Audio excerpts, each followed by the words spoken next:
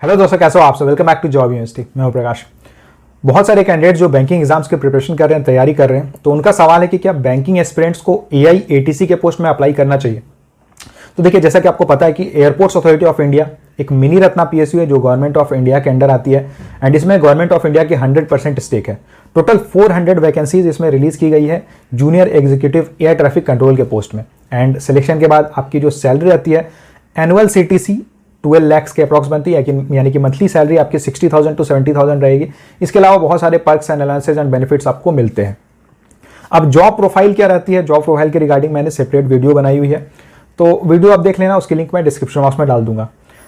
अब बहुत सारे कैंडिडेट्स जो ये सवाल करें कि इसमें अप्लाई करना चाहिए या नहीं करना चाहिए, तो या तो आप इस बेसिस पे ये क्वेश्चन पूछ रहे हो कि इसमें जो एप्लीकेशन फीस है ये ज़्यादा है, यानी कि 1000 रुपीज़ एप्लीकेशन फीस है, तो इसमें फिल करना चाहिए फॉर्म या नहीं। तो अगर केवल फॉर्म फीस के बारे में अगर आप सोच रहे हो और उसके बेसिस पे आप डिसाइड करना चाह रहे हो, तो मैं आपसे यही कहूँगा कि यहाँ बहुत बड़ी अपॉर्चुनिटी आपके लिए निकली हुई है।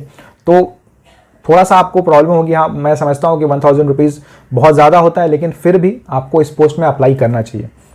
अब अगर बात करें उन कैंडिडेट्स की जो केवल बैंकिंग एग्जाम्स पे ही फोकस्ड हैं और उनकी इंटरेस्ट भी केवल बैंकिंग सेक्टर में है, तो अगर आप वैसे कैंडिडेट हो तो फिर मैं आपको ये कहूँगा कि फिर इस पोस्ट में अप्लाई करने की ज़रूरत नहीं है, क्योंकि यहाँ पे जो सिलेबस है ये बैंकिंग एग्जाम से, बैंकिंग की जो सिलेबस रहती है उससे काफ़ी डिफरेंट है। बस यहाँ बेनिफिट आपको ये मिलेगा कि यहाँ पे सिंगल एग्जाम है, यानी कि आप एग्जाम को क्लियर कर लेते हो, उसके बाद कोई दूसरा स्टेज नहीं है, डायरेक्टली आपको वॉइस टेस्ट वगैरह के लिए कॉल किया जाता है, जो कि बहुत सिंपल होता है एंड फाइनली फिर आपको ज्वाइनिंग के लिए कॉल कर लिया जाता है। यानी कि यहाँ सिलेक्शन कंप्लीटली आपके ऊपर डिपेंड करेगा कि आप ऑनलाइन टेस्ट जो होगा उसमें आप कितने मार्क्स स्कोर करते हो, क्योंकि फाइनल सिलेक्शन ऑनलाइन टेस्ट के बेसिस पे होगी। अब सिलेबस कैसा रहता है, तो सिलेबस मैं आपको बताता हूँ। Quant, reasoning, English, general awareness, ये 4 सेक्शन पूछे जाते हैं नॉन टेक्निकल सेक्शन में। एंड टेक्निकल सेक्शन में फिजिक्स एंड मैथ्स पूछा जाता है एंड फिजिक्स एंड मैथमेटिक्स आपसे class 11th and class 12th के पूछे जाते हैं। तो अगर आपने already class 11th and class 12th बहुत अच्छे से पढ़ा हुआ है तो बस आपको थोड़ा ब्रशअप करना होगा। थोड़ा अगर आप प्रैक्टिस कर लोगे एंड फॉर्मूले वगैरह समझ लोगे, थोड़ा टाइम दे दोगे, तो टेक्निकल सेक्शन में बहुत अच्छा कर लोगे। अगर बात करें नॉन टेक्निकल सेक्शन की, तो नॉन टेक्निकल सेक्शन में अगर मैं बात करूं जीके की, जीके काफ़ी इजी पूछा जाता है। उसके बाद जो इंग्लिश रहता है, इंग्लिश आप बैंकिंग एग्जाम्स की अगर आप तैयारी कर रहे हो तो एकदम सेम रहता है, बिल्कुल सेम यहाँ पे आपको पूछा जाएगा इंग्लिश, तो वो आपका हो जाएगा।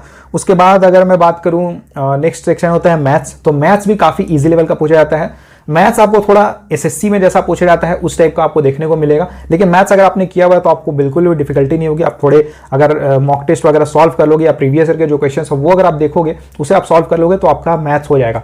बात करें रीजनिंग की, तो रीजनिंग जो होता है ये बिल्कुल एसएससी पैटर्न पे होता है। एसएससी में जैसे रीजनिंग पूछा जाता है वैसा ही रहता है, लेकिन रीजनिंग के क्वेश्चंस बहुत ईजी रहते हैं। यानी कि अगर आप थोड़े एसएससी सीजीएल के क्वेश्चंस अगर आप प्रैक्टिस कर लेते हो और रीजनिंग के, तो यहाँ पे बहुत अच्छा मार्क्स स्कोर कर लोगे।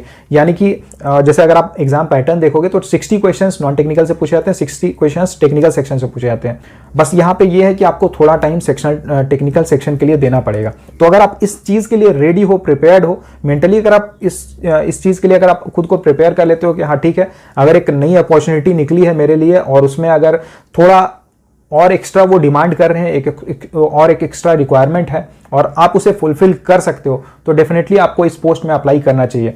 क्योंकि आप अगर बस ये सोचोगे कि यहाँ केवल 400 वैकेंसी रिलीज की गई है और उसमें मेरा सिलेक्शन नहीं होगा, और आईबीपीएस क्लर्क या आईबीपीएस पीओ के पोस्ट में 4000 या 10,000 वैकेंसी रिलीज की जाएगी तो उसमें मेरा सिलेक्शन हो जाएगा, तो इस बेसिस पे भी डिसाइड करना सही नहीं है। क्योंकि बहुत सारे कैंडिडेट्स हैं जो बैंकिंग सेक्टर के लिए 2 साल 3 साल से प्रिपरेशन कर रहे हैं एंड वहां पे अगर आपको एक अपॉर्चुनिटी मिल रही है, क्योंकि यहाँ पे एक लिमिटेशन भी है, क्योंकि यहाँ पे केवल बीएससी कैंडिडेट्स यानी कि एआई एटीसी के पोस्ट में केवल बीएससी कैंडिडेट्स अप्लाई कर सकते हैं एंड बीटेक कैंडिडेट्स अप्लाई कर सकते हैं, तो कंपटीशन ऑब्वियसली कम रहने वाला है एज कम्पेयर टू अगर आप बैंकिंग सेक्टर से देखते हो जहां 10 लाख 15 लाख कैंडिडेट्स अप्लाई करते हैं। तो डेफिनेटली अगर आप बस आपको बस एक गवर्नमेंट जॉब चाहिए, बस आप एक जॉब के लिए अगर आप प्रिपरेशन कर रहे हो, तो डेफिनेटली आपको एआई एटीसी के पोस्ट में जरूर अप्लाई करना चाहिए एंड इसके लिए अच्छे से प्रिपरेशन करना चाहिए।